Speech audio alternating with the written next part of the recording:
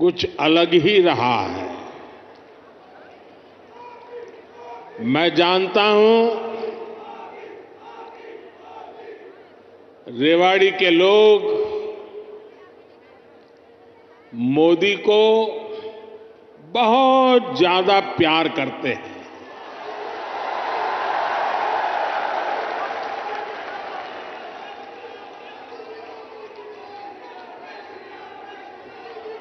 और अभी मेरे मित्र राव इंद्रजीत जी ने जैसे बताया,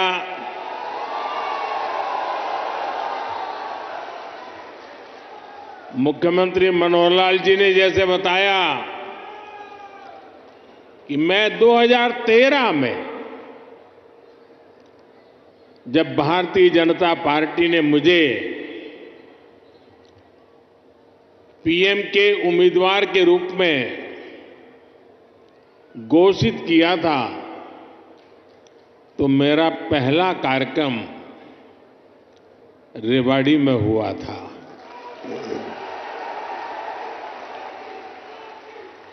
और उस समय रेवाड़ी ने 272 पार का आशीर्वाद दिया था और आपका वो आशीर्वाद सिद्धि बन गया।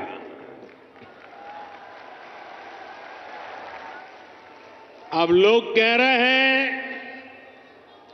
कि मैं फिर एक बार रेवाड़ी आया हूं, तो आपका आशीर्वाद है अब की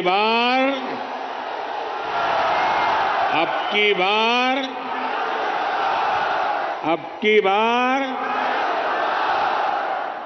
एनडीए सरकार 400 पार।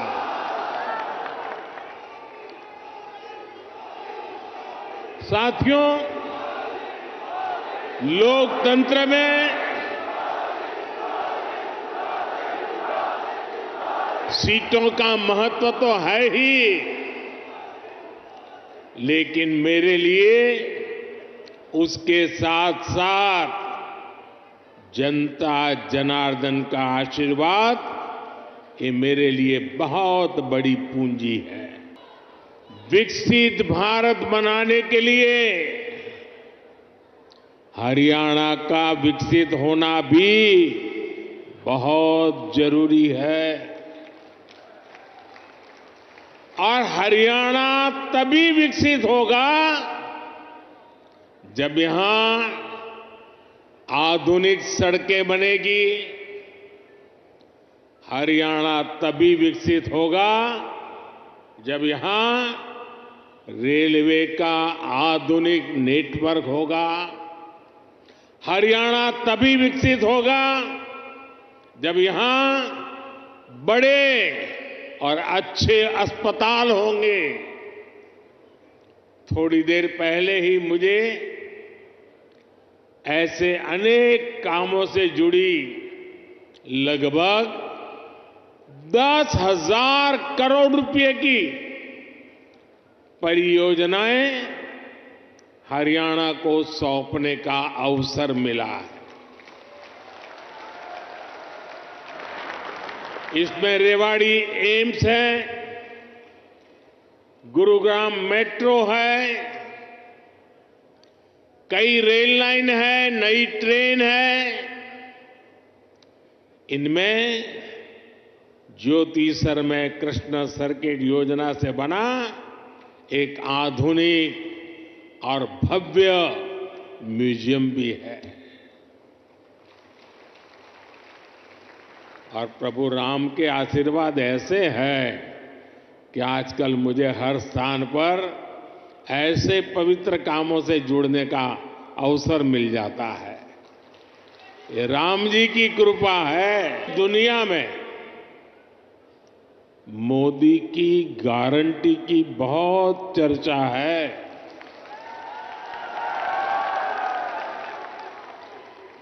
और रेवाड़ी तो मोदी की गारंटी का सबसे पहला गवाह है। यहां पीएम पद के उम्मीदवार के रूप में मैंने देश को कुछ गारंटियां दी थी। देश की इच्छा थी कि दुनिया में भारत की साख बढ़े। ये हमने करके दिखाया। देश की इच्छा थी कि अयोध्या में प्रभु राम का भव्य मंदिर का निर्माण हो। आज पूरा देश भव्य राम मंदिर में विराजे राम लला के दर्शन कर रहा है। और तो और कांग्रेस के लोग, जो लोग हमारे भगवान राम को काल्पनिक बताते थे, जो कभी नहीं चाहते थे कि अयोध्या में प्रभु राम का मंदिर बने, वो भी अब जय सिया राम बोलने लगे हैं। कांग्रेस का ट्रैक रिकॉर्ड देश की आधे से अधिक आबादी को दशकों तक छोटी छोटी जरूरतों से दूर रखना का है, तरसाने का है। कांग्रेस का ट्रैक रिकॉर्ड सिर्फ एक परिवार के हित को देश और देशवासियों के हित से ऊपर रखने का है।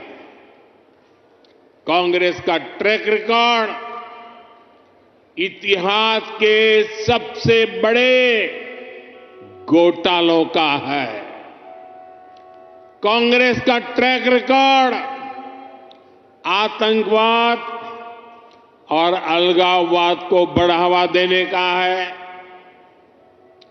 कांग्रेस का ट्रैक रिकॉर्ड सेना और सैनिक दोनों को कमजोर करने का है।